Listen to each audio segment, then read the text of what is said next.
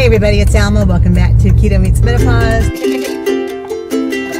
it? It's lifted. 1, 2, 3. There we go. Getting ready to start meal prep, guys.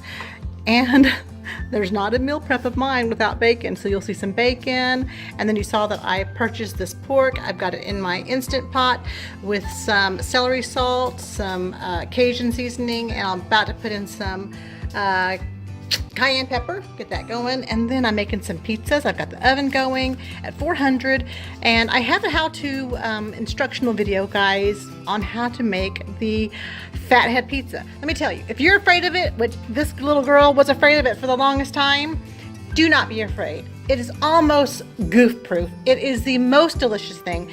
If you have tried it, put a comment in the comment field about doing the fathead pizza and how easy it is, and to not be afraid of it.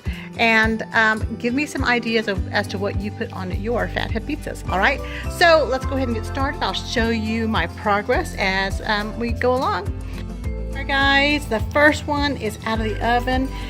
Let me tell you, if you've not tried this here, guys, leave it in your fridge and just peel apart a little bit every day and use it as a piece of bread with your breakfast. It is wonderful.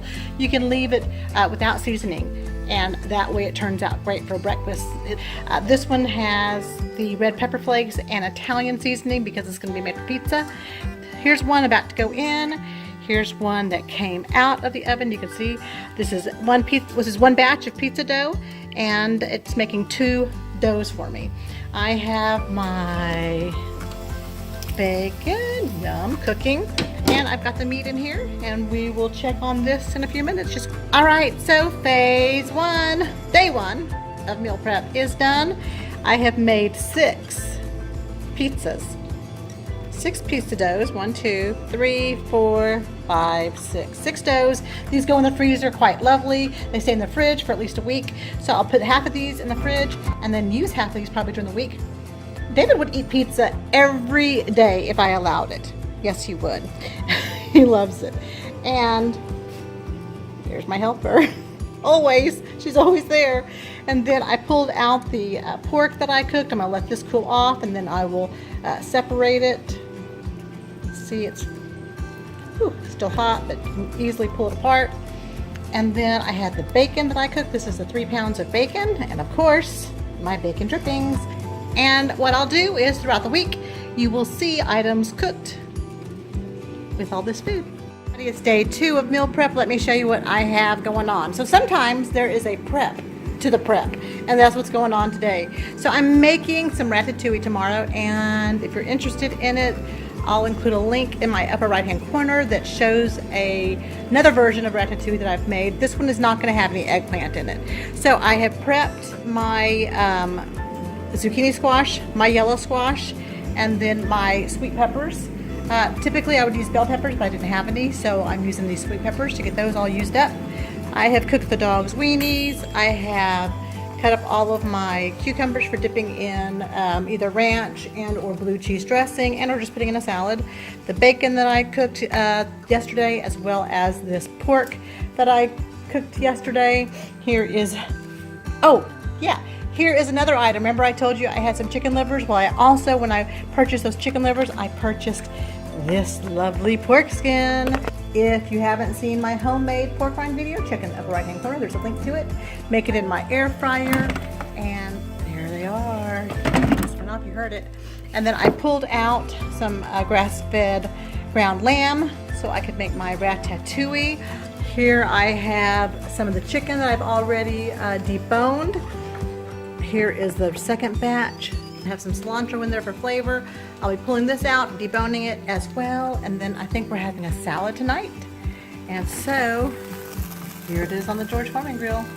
This is the Southwest version of the chicken that I purchased in my grocery haul. So check out my grocery haul up the right hand corner. And last but not least, guys, your dog. Last but not least is this, my chicken broth. I'll be adding the other chicken broth into this so that this can cook away, and I'll have some delicious bone broth. Not my word, More meal prep, guys. All right, so I have cut up all of the cauliflower, the 3 heads of cauliflower that I had. I've cut that up, and I have cut up the celery. Here is the pork rinds that I'm working on.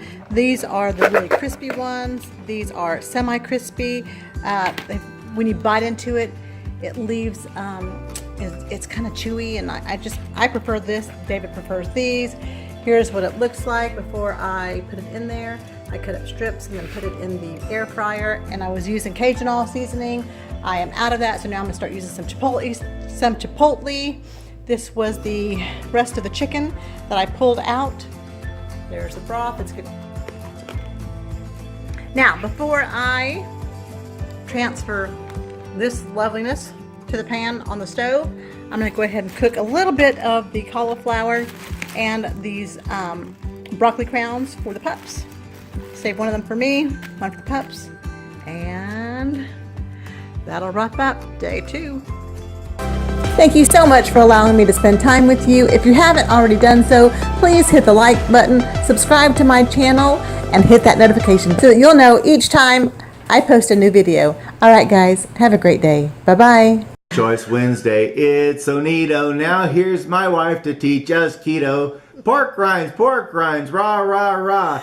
Carbohydrates, blah, blah, blah. You